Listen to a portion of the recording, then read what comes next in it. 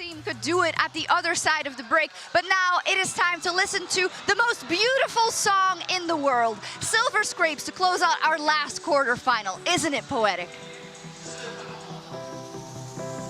To get low enough for Tarzan to try to steal. Doran jumps in, knocks Kyle up into the air. Shank's going in after Keria, wants to stop him. Horn through the middle of the fight, and once again, Flaundra's going to get focused, but he is not dead. Big impact from Tarzan. A lot of damage comes through. Keria dies before the Pop Blossom. Flaundra in a little bit of trouble now, but he's still fighting. The shield keeps him alive, but T1 is too strong.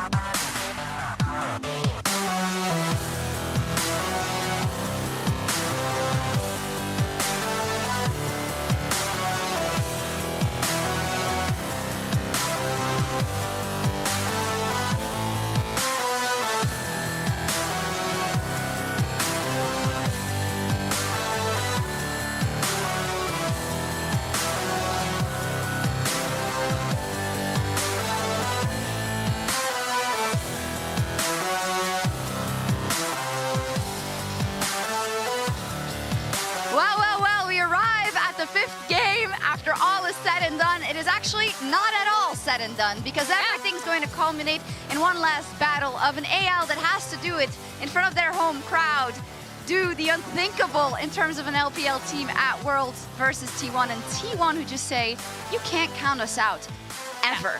And as we talked about, the Nico Nocturne composition, they ran incredibly well, something they're super comfortable on. Previously, we'd seen Nico banned out. I want to take a look at the support picks throughout this series, because I feel like we talked going into this about Keria's performance, how he has really stepped it up in this matchup. As we look at the supports each of these guys have played, I am curious to see if we might start seeing maybe hyper carries, maybe like an Aphelios Lulu angle, something like that coming out of these teams. And there are two picks I'm looking towards if they're not banned away. That's Alistar and Rel. There are still these really big, high-profile wombo combo engage supports, because in Game 5, in a fearless format, I think a lot will come down to the draft as the crowd goes crazy, because there isn't as much goes into everything, easy pickings for picks. You need to figure out a way to get an upper hand in this game. You need the better drafting. You need to lock in whatever the pick may be, as Silver Scrapes also hits Shanghai. Let's talk about the bigger picture here, the history of Faker versus the LPL. But let's also talk about T1's Game 5 win rate at Worlds. They are 6-2. That combined with the fact that T1 still has that moniker as LPL killers above them. Do you think that is in the heads of AL right now? And right there, I don't know if you caught it, but it was Tarzan and Owner giving each other a little fist bump. Love to see it. That's so great. As you make a great point, there is so much on the line here for both teams. For AL, the opportunity to do something that many teams have come close. Many teams at MSI have been able to do it countless times, but at Worlds, this is their moment. And I think that when it comes to the picks they've taken away from T1, they're in a good position. Yeah, I mean, by contrast, right, AL Game 5 win rate across this year, LPL and MSI at 3-3. One of those losses did come against T1 at MSI, right? In another great best-of-5 series. So, yeah, I'm super curious to see what Tabe has cooked up for this draft. Oh, me too. And I'm just thinking of all these moments that Faker has sat on the world stage hearing this song being played. I wonder if it invigorates him in some way when he hears it and he says, you thought I locked in before? I'm about to lock in for real now. And it would be as we expect from him, because these are the placements of his Worlds runs every single time. So it's insane. just a lot to break. How do AL do it? It's trusting themselves. They've shown the level of gameplay necessary today. Already for me, Tarzan today has found his revenge in many ways for that disaster with LNG back in 2023. Yeah. I think he's been performing out of his mind today, and if he can keep down Owner, if he's able to get Faker behind early on, because T1 with a lead are hard to deal with, we've seen AL with their resilience can get it done. We did have a lot to talk about Gumayushi in that last match, but I do also need to mention that Faker had a great game up versus Little Blanc that was getting really dangerous out of Shanks, right? How much is going to come down to a single person here? Because I can see identifiable things, especially in Fearless, when it comes to that support, when it comes to that mid lane. But is there anything we haven't mentioned in terms of what could really be a backbreaker for either? I want to look towards the top lane, where we really, I think, have seen Flanders had a wonderful game today. I mean, that's Emily's fault. I'm going to blame her for that one. Because he has been, to me, a standout today when it comes to his performance. I want to see him on something that with impact, because that Mordekaiser was always enough. On the flip side, I think that Doran has actually had a much better day today at Worlds. This is still not domestic Doran. This is not MSI Doran. We're not seeing the Kruglord, but we are seeing him be solid enough where Owner and Carrier can take over. And I do think, based on very recent evidence, that when everything comes down, there is literally no player in the history of League of Legends you'd rather have sitting beside you than Faker himself. Yeah, and for me, in these drafts, like I said previously, I think the big thing is, do we see a pivot to hyper carries, right? Way in for a second lane of super minions. Doran guiding the top lane minions up now as well as the second inhibitor falls. And T1 are looking for the end of the game. The Elder's got 15 seconds left on it. T1 guiding the Baroned up minions toward the Nexus turrets. Solar Snare not hitting a target. Flandra and the rest of AL scrambling to try to defend. Nexus turret's down to about half HP. Owner takes some burst. Tarzan takes more. T1 looking for the engage. They found Flandra, but he gets away. Half HP on the front line of AL. T1 pushing forward. They've made their way on the Nexus. AL scrambles to defend. Doran can't do it. History is written by the victors. And yet again, T1 turns the page of the LPL. They will once again earn their place in the semifinals. Faker has never failed to make the semifinals at Worlds when he has attended. And today will be no different. He's trying to turn it right back. The ulti is decent. Carrier wants to turn it back with the hostile takeover. The gold deficit is just too massive. Even a miracle, even an incredible angle was not enough in the face of this T1 lineup. The triple, the quadra, T1 bringing us to Silver Scrapes. Guma lives the engage. stage, and T1's hopes live in the grand finals. And the telecom war has never been this insane. World's Finals, Game 5.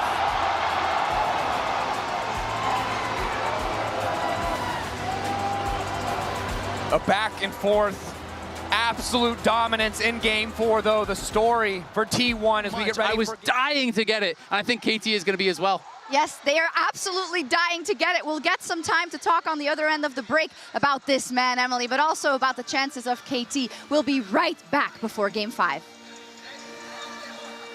The fight just continues to go. 6K getting lower. Doctum trying to get a bit of poke. Hops will take over, connecting. Found it! Don't have a cleanse. Devour from Peter is good, but it might not matter. Cuz continuing to move in. BDD waiting over the wall. The ulti is there, but they don't need to face him yet. The turn on to Faker isn't enough.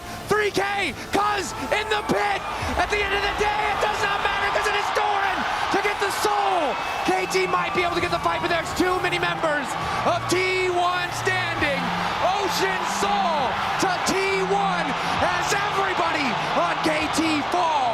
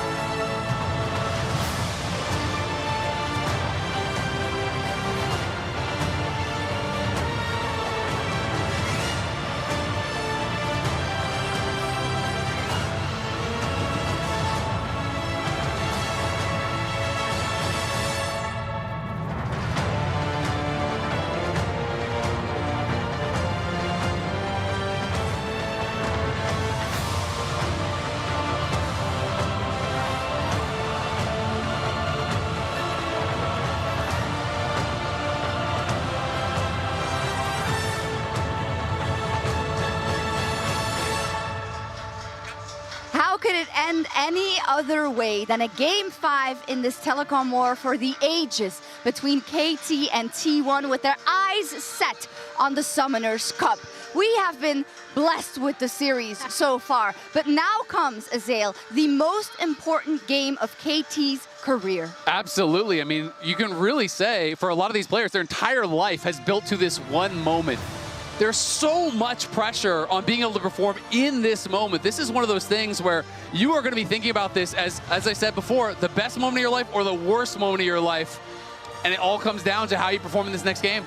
And that's why I really did like what BDD said to Cuz, right? Where he was like, it's just one more match. That's what it has to be for them. They have to be able to shrug off the pressure and play like it's just one more match, as we see their friendship going back all the way to 2017 Longzhu Gaming when they first started playing together. And the other person who's been here is Score. I don't know if that was necessarily the worst day of his life. Maybe it was the 2 HP Baron fiasco against Rock's Tigers, but as the coach of this KT roster, I think they should also be looking to him, who was on the 2018 team. I mean, he's quoted this moment personally versus IG, who would go on to win the cup, as where they left it all on the Rift and they didn't do enough, and that's what we saw that he tried to instill into this roster. But again, this is when all the floodlights are on, right? This is when you've had time to think about it, and you know it's only one game. Only the best survive that. And if you want to look at some history, across the 9 full 5 games that these two organizations have had,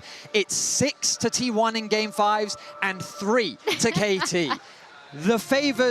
The odds favor T1, as has been their history. But again, every time we have to mention that it is the magic of Worlds that we love to watch. And on this day, history will be made, whether it is the 3-peat for T1 or whether it is KT who is able to upset the dominant Giants. And BDD, who was in our featured matchup today versus Faker, how could he not be? And we started off the show walking back on stage and seeing this, Emily, KT looking at the cup thinking it's now or never. Yeah, as we see everyone walking back on stage, both teams look pretty relaxed. That's good, right? Good sign. But that man, Doran, I think encapsulates what has made both of these teams, has brought them here, right? Because it's not that they haven't made mistakes. Doran, I feel like, has even made mistakes in this series, but then has overcome them to have fantastic plays, helping bring this to a Game 5. And I mean, we talked so much about T1 and rising to the occasion, but we also have to give that credit to KT in this series, because I think so many teams would fall apart with the amount of pressure that has been put on them when things have gone wrong. But KT has consistently played towards their rain conditions, played confidently, even down 12K in a soul. You see BDD flashing over the wall on Casio, looking for that moment. And they have not shied away from the bright lights of the World Finals. I think we're going to be in for an incredible Game 5. KT are the almost men of the LCK. They've almost had their dynasties. They've almost been the best team in the world, but they've never been able to prove it. Today, they've demonstrated that they, at the very least, stand shoulder to shoulder with the greatest that we have in our esports, but they can do what KT have never been able to do before. And to do it against T1 would be incredible. Would be incredible, and is also the most difficult task that can be laid upon your shoulders if you are KT. Not just for the fans that maybe have become a fan of them during this tournament because of what they've shown, but so many, like the one here next to me and the one I can see there, Lore, who have followed this team for so long, for so many years, for so many heartbreaks, for reverse sweeps. You can undo it all for all of those fans. But on the other side, it's so damn fast. Owner pulling up BDD. He goes gold in an extra 2.5 seconds to consider what went wrong as T1 looks set to end it all. They're going to finish the job. It is Doran and Peter left alone in the mid lane, and T1 will ace them. T1 earning their legacy again and again and again. There can be no doubting it. 4 players on the Rift today, making the impossible possible. Owner, Faker, Gumayushi, Keria, and now Doran as well are world champions. And the disbelief on his face. A teammate that so many have praised over the long years. Domestically, he's always been able to show it. As T1 find the free-peat. An unrivaled dynasty here has just been made. The 3-peat is real. A team that when they found despair in 2022 against DRX, took it to heart and have come every single world back to the finals, back to this trophy. KT had an incredible run, but against T1, it just feels impossible. A team that even in the face of bad games, even in the face of match point after game 3, did not falter for even a moment. It's KT's run, it has to be respected. Hearts out now to the players on stage. Huge respect. What a run this roster has had. And here now we check out the trophy ceremony presented by Mercedes-Benz. For these players in front of this, and again, this is T1 to its core, right? There is no arena, there is no stadium where they do not feel at home. Doran, you can see still, barely believes it. Faker keeps giving him the shoulder taps. As T1 shows us again and again and again, as you highlighted, Dracos, why this is the greatest team in the world. Chengdu erupts.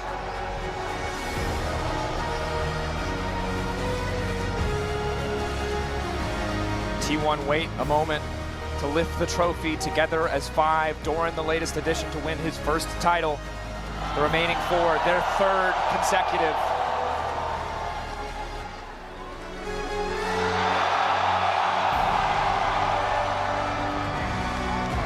T1 world champions once again.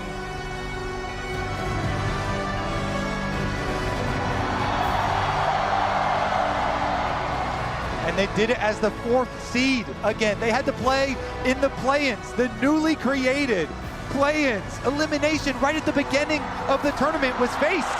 Oh man, Doran lifting that trophy after all said and done. As Doran is Oda is flexing.